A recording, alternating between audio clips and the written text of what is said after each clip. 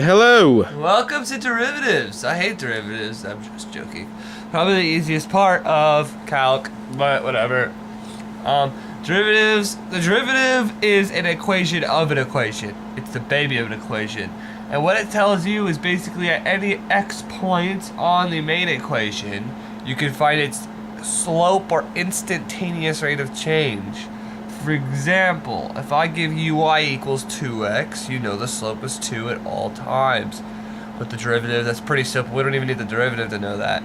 But if I give you x squared, you don't know what the slope is at all times. So with the derivative of that, I could tell you at any one point what its derivative is. For example, at point 1, its slope is 2. At point 2, its slope is 4. So, we're going to fuse the next two sections in with this one. What is the definition of a derivative? Get that, Jesse?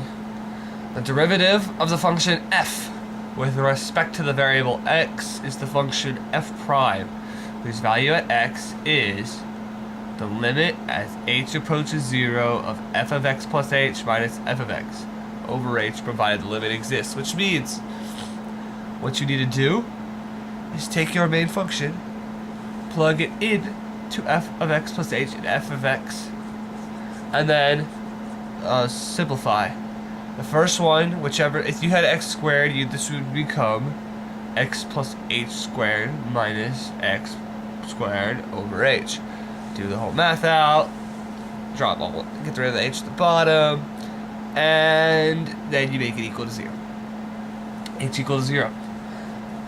So, now that you know that, how do I figure out the derivatives at a certain point if you're only given a point? Well, the derivative of the function f at the point x equals a is the limit of f prime of a equals the limit as x approaches a of f of x minus f of a over x minus a, provided the limit exists.